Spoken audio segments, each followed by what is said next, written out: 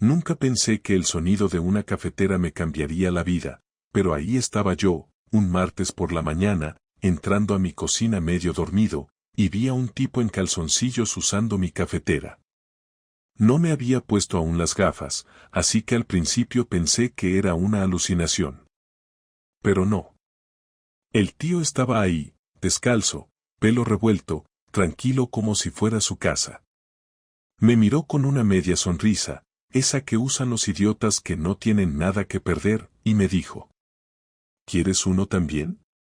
Lucía dice que te gusta con leche. Lucía. Mi mujer. Que se había metido en la ducha mientras su amante me preparaba un puto café en mi propia casa. El muy cabrón incluso había usado la taza que ella me regaló por nuestro aniversario. Esa que decía para el mejor marido del mundo. La ironía era tan violenta que me entraron ganas de reír. O de reventarle la cabeza con la tostadora. Y antes de que me pregunte si le partí la cara, no lo hice. Me senté en la mesa, todavía sin decir una palabra, y lo observé. Era más joven que yo, por lo menos 10 años menos. Cuerpo de gimnasio, cara de anuncio de colonia barata. Lo que más me jodió fue su seguridad. Su forma de moverse por mi cocina como si fuera suya. No le temblaban las manos, ni el pulso, ni la voz. Como si ya lo hubiera hecho antes. Él no sabía que yo había vuelto esa mañana porque me habían cambiado una reunión del trabajo. No lo sabía Lucía, no lo sabía nadie. En teoría, yo debería estar en Madrid. Y sin embargo, estaba allí, viendo cómo este tipo preparaba 2 cafés mientras mi esposa se duchaba a pocos metros. ¿Sabes qué? Me dijo mientras servía el café. Supongo que esto es raro para ti. No era la idea. Tenía el descaro de explicarse. Como si fuera un malentendido. Como si yo pudiera simplemente asentir, darle las gracias por el café y dejarle continuar. ¿Dónde están tus pantalones? Fue lo único que se me ocurrió decir. Ni grité, ni lloré, ni hice nada. Estaba demasiado impactado para tener una reacción lógica. Los dejé en la habitación. Pensé que no habría nadie más por aquí. Justo en ese momento, escuché la ducha apagarse. Y ahí fue cuando supe que todo había cambiado. Que ese sonido, el del agua dejando de correr, era el final de algo que llevaba años construyendo. Y que probablemente llevaba meses desmoronándose sin que yo lo viera. La puerta del baño se abrió. Lucía salió con una toalla en el pelo y otra en el cuerpo. Me vio, se congeló. En ese instante, su cara no mostró sorpresa, ni miedo. Solo decepción. Como si yo fuera el que estaba jodiendo el momento.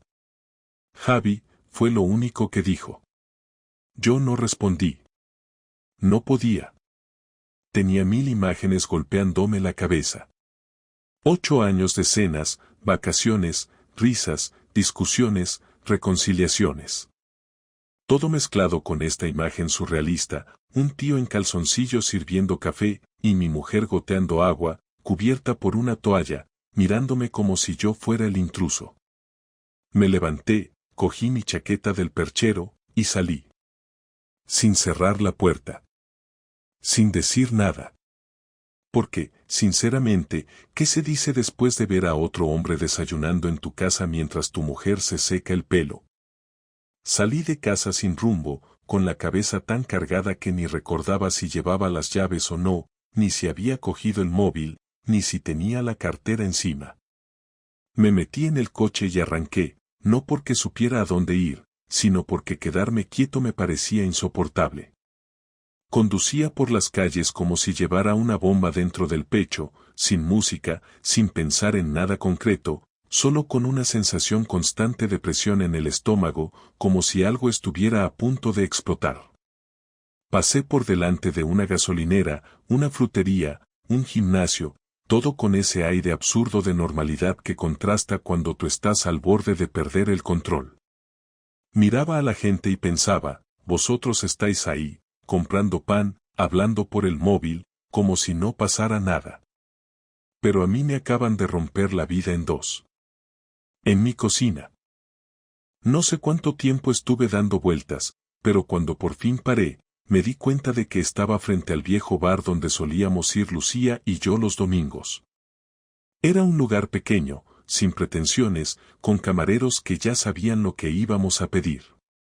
Me bajé del coche por costumbre, sin saber si quería entrar o no, pero terminé sentándome en la terraza vacía.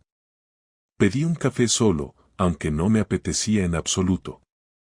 El camarero me saludó con una sonrisa, como siempre, y por un segundo, tuve que contener las ganas de decirle, mi mujer me engaña y hace 5 horas había un imbécil en calzoncillos en mi cocina usando mi cafetera. ¿Qué harías tú? Me quedé allí casi 1 hora, mirando la taza sin tocarla, con la mente repasando cada detalle de lo que había pasado. No me había enfadado. No había gritado. No había hecho ninguna escena. Y eso me perturbaba más que todo lo demás. Siempre pensé que, ante una traición, uno reacciona con rabia, con violencia, con algo que lo expulse.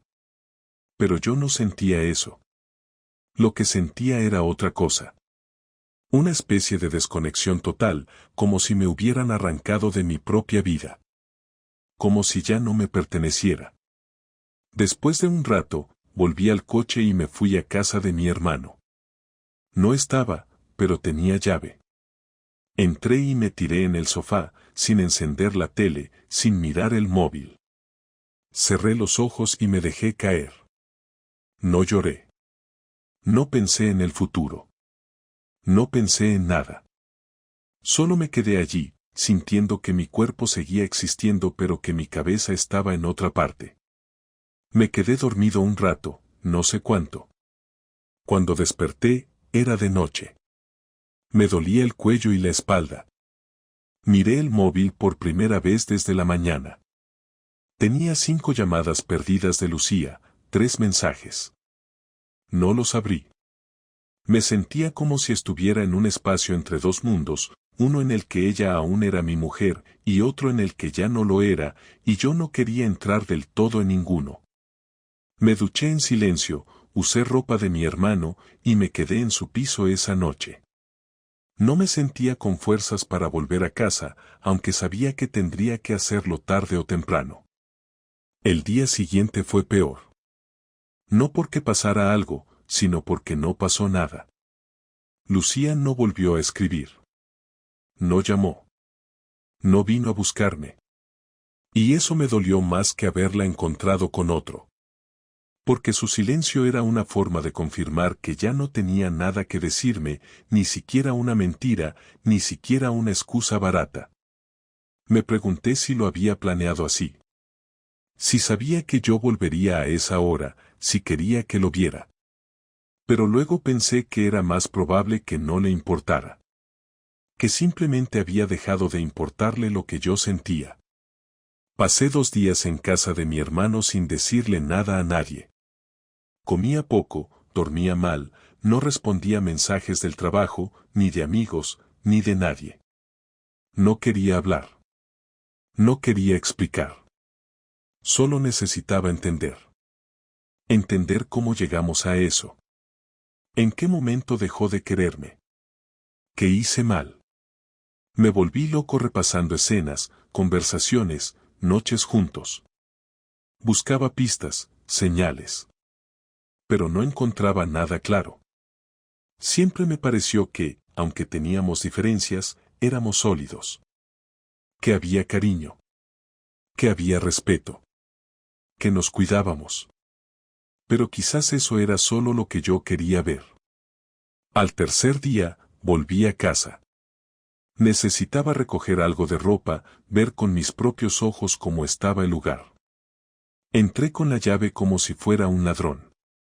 Estaba todo igual, salvo por el detalle de que el tipo ya no estaba. Me asomé al dormitorio, no había rastros de él. Lucía estaba sentada en el sofá, con el portátil en las piernas. Me miró y no dijo nada. Yo tampoco. caminé hasta el dormitorio y empecé a meter ropa en una mochila. Ella se acercó a la puerta y se apoyó en el marco. «No me vas a preguntar nada», dijo. «No», respondí sin mirarla. «Ni siquiera quieres saber por qué». «No». «Vale», respondió. «Porque no tengo ninguna buena razón». Entonces sí la miré. No porque esperara que dijera algo que cambiara las cosas, sino porque quería ver su cara cuando decía eso. Y lo que vi fue una mezcla de vergüenza y resignación. No me pidió perdón. No me pidió que me quedara. No intentó justificar lo injustificable. Solo se quedó ahí, parada, con los brazos cruzados, como si todo esto fuera inevitable. ¿Cuánto tiempo?, pregunté, sin levantar la voz. «Casi un año». «¿Siempre aquí?» «No, a veces en su piso. A veces cuando tú viajabas. A veces cuando salías con tus amigos». Asentí. No porque entendiera, sino porque ya no tenía más preguntas. Me senté en la cama y me até los cordones. Ella seguía en la puerta. «¿Quieres que me vaya yo?», preguntó. «No me importa quién se quede», respondí. «Me da igual esta casa ahora mismo». Me levanté, cogí la mochila y caminé hacia la puerta. Al pasar junto a ella, me miró con un gesto que no supe interpretar. «Nunca quise hacerte daño», dijo. Me detuve solo un segundo. Pues no lo pareció cuando desayunabais tan tranquilos. Salí sin cerrar fuerte la puerta, sin golpear nada, sin dramatismos. Porque ya no había espacio para más escenas. Lo que me habían quitado no era solo una relación. Era una parte de mi identidad. Una forma de estar en el mundo. Una confianza básica en lo que era mío, en lo que era seguro. Y ya no lo era. Nada lo era. Y lo peor de todo era que ella no parecía lamentarlo. Volví a casa 2 días después, no porque quisiera hablar con ella, sino porque necesitaba empezar a tomar decisiones reales. Había pasado las últimas 48 horas durmiendo en casa de mi hermano, con el estómago destrozado y la cabeza dándome vueltas a cada hora. Había tenido tiempo suficiente para repasar todos los escenarios posibles, dejarlo pasar, intentar salvar algo, largarme para siempre, o hacer lo que finalmente decidí hacer, que era enfrentarla con toda la calma que pudiera reunir, pero sin disimular nada. Ni el asco, ni la rabia, ni la decepción. Quería que me viera de frente, que supiera con exactitud lo que había hecho, y que lo escuchara con claridad, sin poder esconderse detrás de frases preparadas o lágrimas falsas. Si había algo que me molestaba más que la traición, era la idea de que ella pudiera seguir creyendo que yo iba a tomar todo esto como si fuera un accidente. No era un error.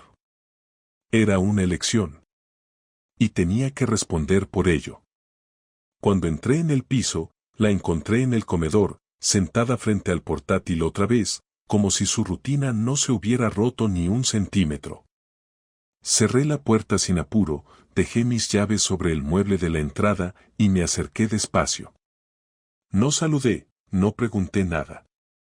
Solo me senté en la silla que estaba frente a ella, la miré a los ojos y esperé a que ella dijera algo. Tardó unos segundos en levantar la vista.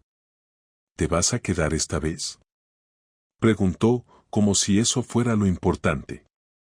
No, respondí. Vengo a hablar. Y no quiero interrupciones. Ella cerró el portátil sin decir nada más, cruzó los brazos, y me sostuvo la mirada. No parecía nerviosa, ni triste, ni enfadada.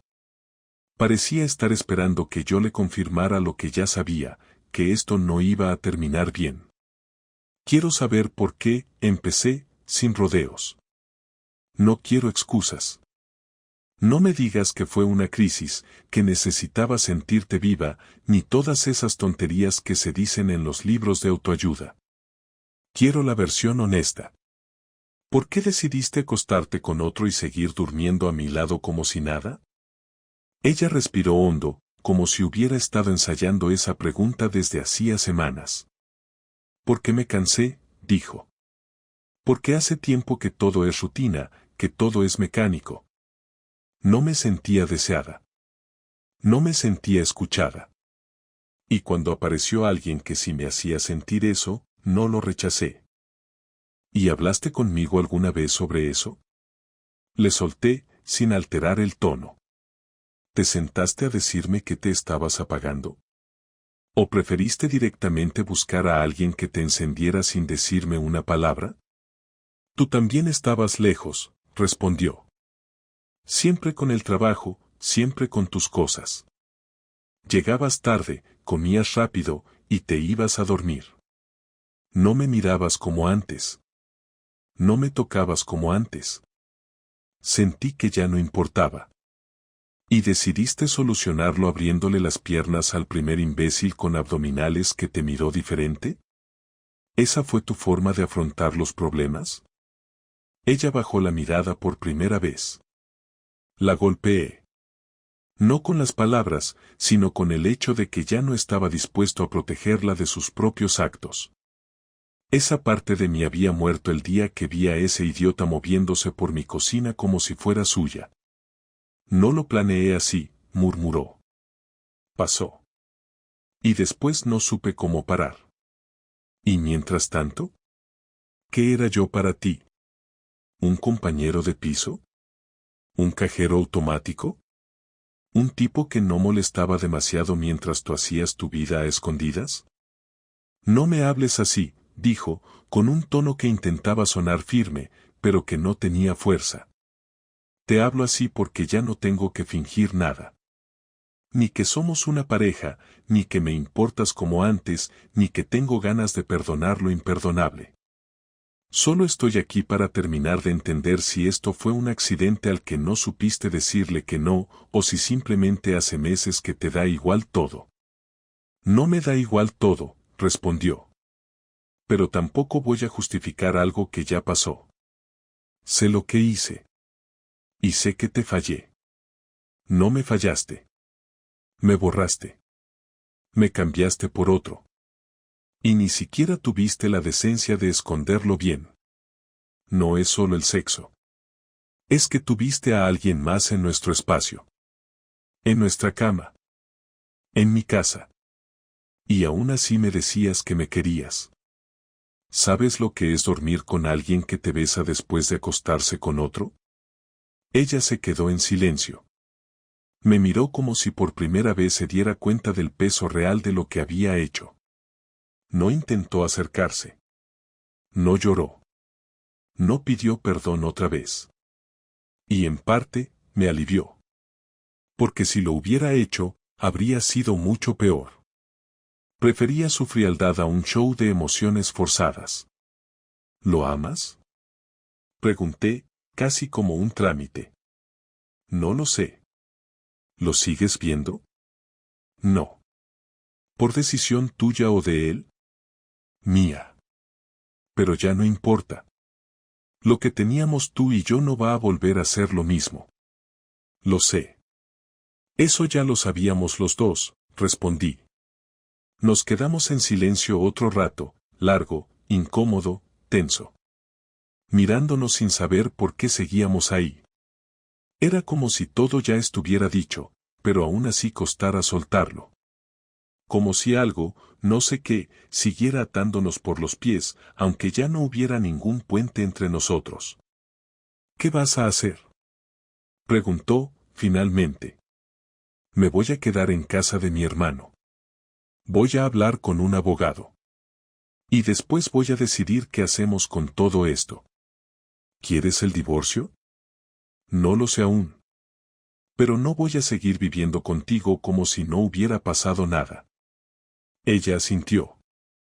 No discutió. No intentó convencerme de lo contrario.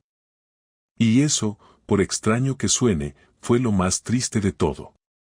Porque si hubiera luchado, aunque fuera un poco, quizás habría alguna duda. Pero su aceptación lo confirmaba, ya no le importaba pelear por mí. Me levanté, cogí las llaves y me fui. Esta vez cerré con llave. Por primera vez desde que todo empezó, sentí que esa puerta ya no era la entrada a mi hogar, sino a un lugar que ya no me pertenecía. No fue una reacción impulsiva ni algo que se me ocurriera de un día para otro.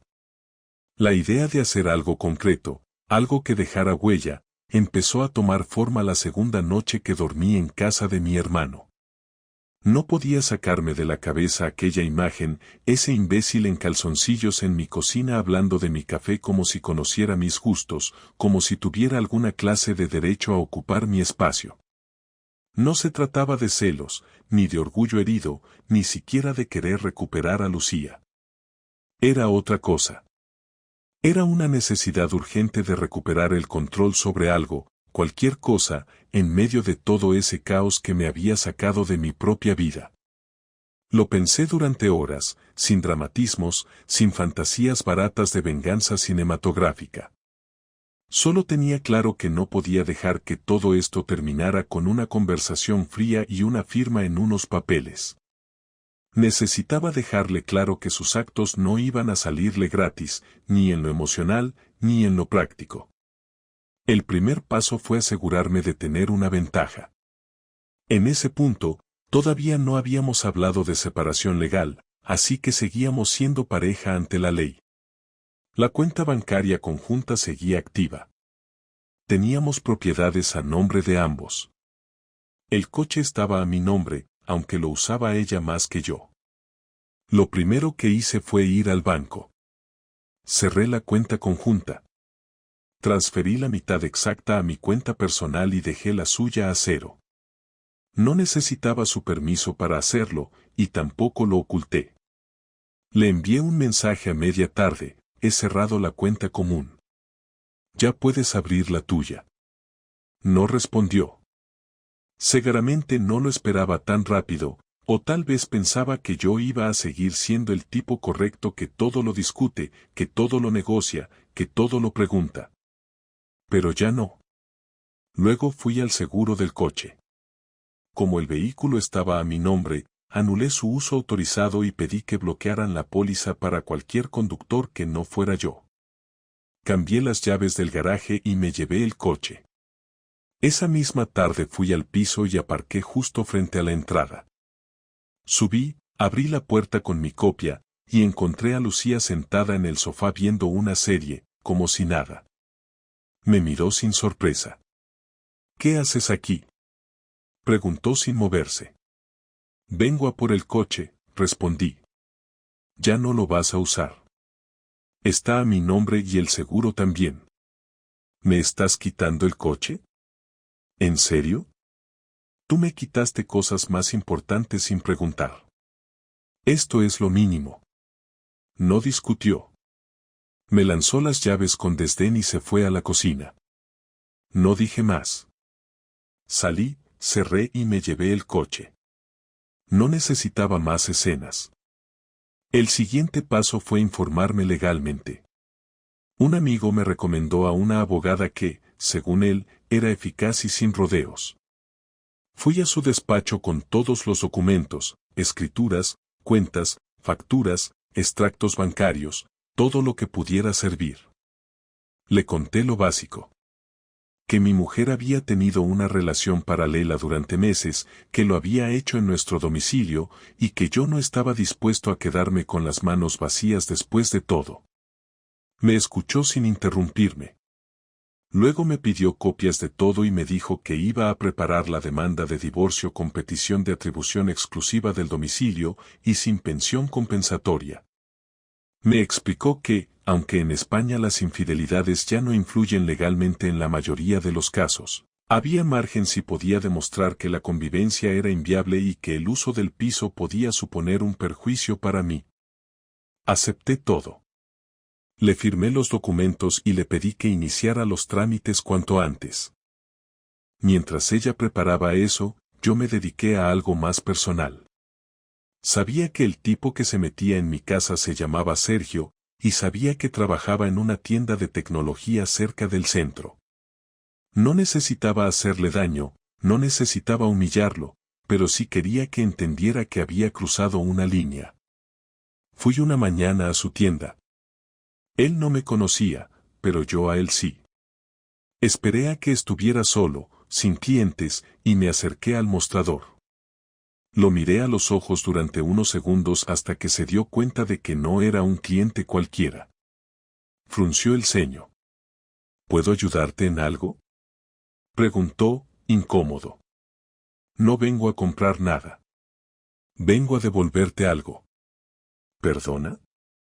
Te devuelvo la vergüenza que perdiste el día que entraste en la casa de otro hombre como si fuera la tuya. La que perdiste el día que desayunaste usando su cafetera, sabiendo perfectamente que no tenías derecho a estar allí. Te la devuelvo para que la uses la próxima vez que te metas con la mujer de otro. El tío se quedó helado. No dijo una palabra. Me miraba con la boca entreabierta, esperando que le soltara un puñetazo o algo peor. Pero no lo hice. Me di media vuelta y me fui. No necesitaba más. Ya estaba hecho. La semana siguiente recibí la confirmación de que la demanda había sido presentada. Le llegó a Lucía por burofax. Me lo dijo mi abogada. No volví a hablar con Lucía directamente, salvo para firmar papeles o decidir cosas del piso. Ella no reaccionó con agresividad.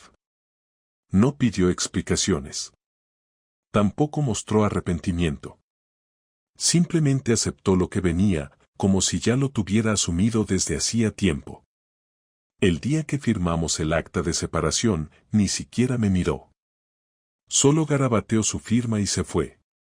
No sentí alivio. No sentí victoria.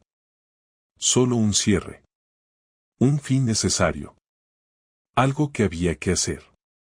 Sabía que aún quedaban cosas por procesar, pero por primera vez en semanas, sentí que yo llevaba el control. Que ella había tomado una decisión que me destruyó, pero que yo también tenía derecho a tomar decisiones que cambiaran las reglas. No quería venganza por placer.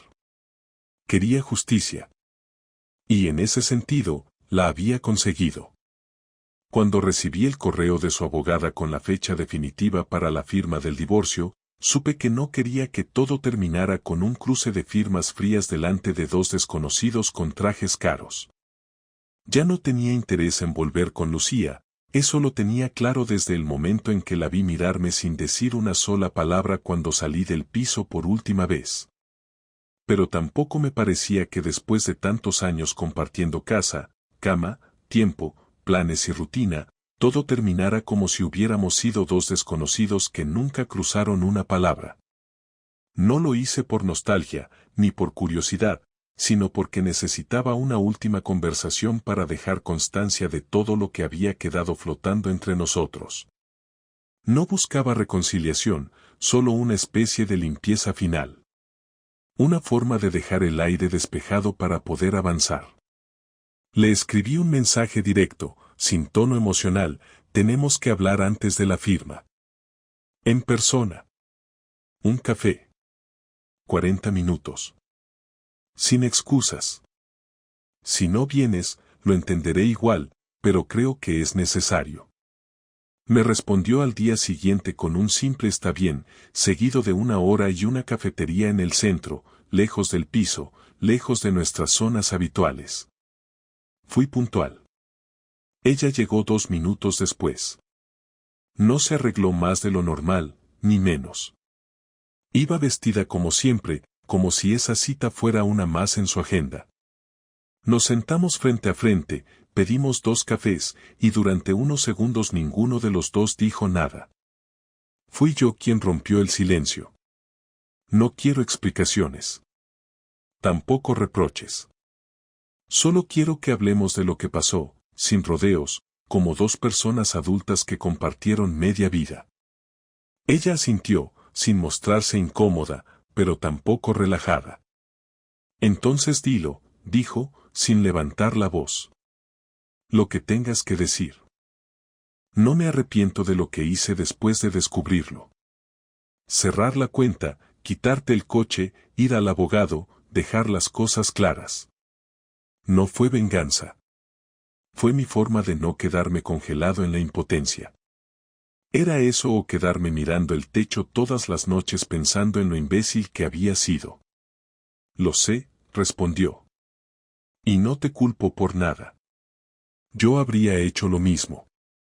No lo sabes porque no me conoces tanto como creías. Tú pensabas que yo iba a tragar con todo, que me iba a hundir en el sofá o que iba a llorarte por los rincones, pero te equivocaste.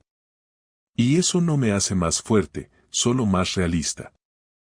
A mí me mató lo tuyo, Lucía. Me quitó algo que no se puede recuperar. Pero al menos me obligó a despertarme. Ella bajó la mirada unos segundos. No parecía dolida, pero sí consciente de que ya no quedaba nada que discutir. No supe hacerlo de otra manera, dijo. No era feliz. Y no supe decírtelo. ¿Y por qué no lo intentaste antes? ¿Qué esperabas que pasara? ¿Que me diera cuenta solo? ¿Que adivinara que estabas rota por dentro? ¿O simplemente querías tener todo sin perder nada? No lo sé. Quería que pasara el tiempo y que se arreglara solo. Me daba miedo decirte que no estaba bien porque tú siempre reaccionabas con soluciones, no con escucha. Querías resolver rápido, sin entrar en el fondo. Eso no te da derecho a mentirme. A meter a alguien en mi cama, en mi casa, en mis horarios. No tienes ni una sola excusa que suene razonable.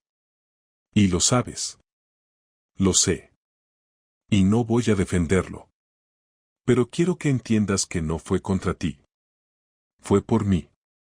No es que me faltaras tú, me faltaba yo. Me sentía vacía, sin propósito, sin ganas de seguir como estábamos. ¿Y ahora? ¿Sigues vacía? No tanto como antes, pero tampoco estoy bien. No me fui con él para construir algo. Me fui porque necesitaba salir de nosotros. Y me salió caro. Perdí todo. Tú perdiste algo. Yo perdí todo. Se lo dije sin rencor. Solo como un dato. Porque así era.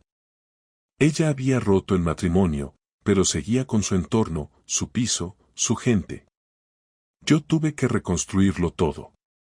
Desde donde dormir hasta cómo levantarme cada día. Ella se quedó con el mapa. Yo tuve que hacer uno nuevo desde cero. ¿Crees que podrías haberlo perdonado si te lo hubiera confesado antes de que lo descubrieras? No, y lo sabes. Lo único que podría haber cambiado las cosas era que no hubiera pasado. Pero pasó. Y ahí se terminó todo. Tomó un sorbo de su café. No miraba a ningún lado en particular, solo mantenía los ojos fijos en el vaso. No tengo nada más que decirte, dijo. Solo que, por mucho que no lo creas, yo también sufro. No por haber perdido un matrimonio que ya estaba roto, sino por cómo lo destruí. Y eso me lo voy a llevar yo, no tú. Pues quédate con eso. Es lo único que no pienso quitarte. Nos quedamos en silencio unos minutos. Nadie más en la mesa, solo los restos de los cafés fríos. Entonces ella se levantó. Me voy. Te deseo lo mejor, de verdad. Ojalá puedas rehacer tu vida sin arrastrar esta mierda. No necesito suerte.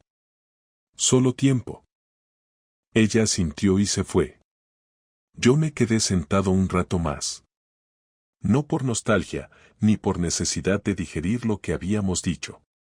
Solo necesitaba terminar el café en paz, sabiendo que esa fue la última conversación que iba a tener con ella. No hacía falta una más. Ya estaba todo dicho. Y aunque no era la vida que había planeado, al menos era una vida que ahora sí me pertenecía. La última vez que pensé en Lucía fue el día que terminé de firmar los papeles en la notaría. No porque tuviera dudas, ni porque algo en mí quisiera aferrarse a ese vínculo, sino porque quise marcar con precisión el momento en que dejaba de ser el marido de alguien para volver a ser solo yo. No llevé a nadie. No hice ningún comentario. No lo compartí en redes. Fue una gestión más, como cambiar el padrón o cerrar un contrato. Solo que esta, durante años, me había definido. Caminé hasta la salida de la notaría con la carpeta en la mano y la cabeza en orden, sin un solo pensamiento descontrolado. Crucé la calle, me metí en un bar cualquiera, pedí una cerveza, y me senté a mirar a la gente sin pensar en nada. Durante semanas anteriores estuve dándole vueltas a lo mismo, si esto me había cambiado para bien, si me había destruido en parte, si había perdido más de lo que nunca iba a poder recuperar, o si todo esto era, simplemente, lo que tocaba. Y llegué a una conclusión que no me gustó, pero que me pareció honesta. No aprendí nada valioso. No crecí como persona. No me siento más sabio, ni más fuerte. Lo que pasó no me mejoró. Solo me obligó a cambiar de camino. No tengo ninguna historia inspiradora que contar, ningún consejo para dar, ninguna moraleja que suene inteligente. Fui un tipo que confió, que construyó una vida con alguien, que puso lo mejor que tenía y que recibió una patada en la cara sin previo aviso. Y sobreviví. Eso es todo. No volví a tener contacto con ella. No nos vimos más. No cruzamos más mensajes. Tampoco pregunté por ella a nadie. Sé que sigue trabajando en el mismo sitio. Sé que sigue viviendo en el mismo piso, al menos por ahora. Sé que no volvió con ese tipo, o al menos eso me dijo un amigo en común cuando lo vi en un cumpleaños hace poco. Pero la verdad, no me interesa. No quiero saber si está arrepentida, si está sola, si encontró a otro, si se levantó o si se hundió. Eso ya no es asunto mío. Me devolví a mí mismo el derecho a dejar de cargar con sus decisiones. Lo que sí tuve que enfrentar fue el vacío. No el sentimental. El real. Llegar a casa después del trabajo y no encontrar a nadie. Comer solo. Dormir sin ruidos al lado. No tener a quien contarle que hoy me cagaron una presentación en el trabajo o que encontré una serie buena. Al principio parecía libertad, pero a los pocos días se volvió costumbre y después rutina. Y ahí es cuando entendí que muchas veces no extrañas a la persona, sino el hábito. El acto de compartir. La repetición de ciertas cosas.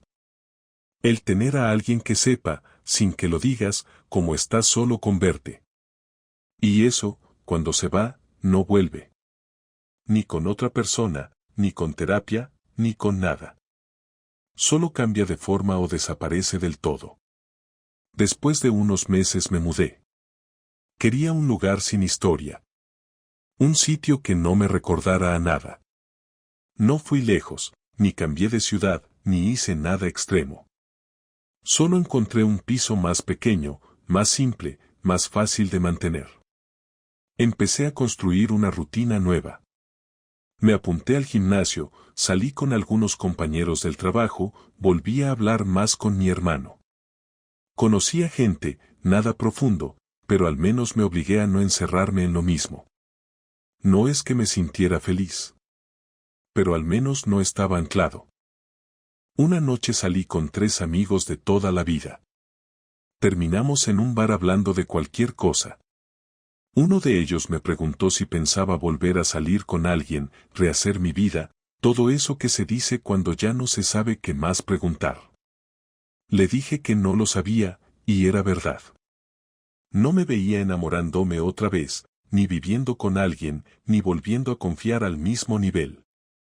Pero tampoco descartaba que algo diferente apareciera. No estaba cerrado al mundo, pero tampoco lo estaba buscando. Lo que tenía claro era que no iba a regalar más tiempo a quien no lo mereciera. No iba a invertir en construir sobre cimientos flojos. Eso ya lo había hecho una vez, y el costo fue demasiado alto. Con el tiempo, algunos conocidos me dijeron que me veían cambiado, más serio, más tranquilo, menos ingenuo. No sé si eso es bueno o malo, pero sí sé que ahora escucho más antes de hablar. Observo más antes de confiar.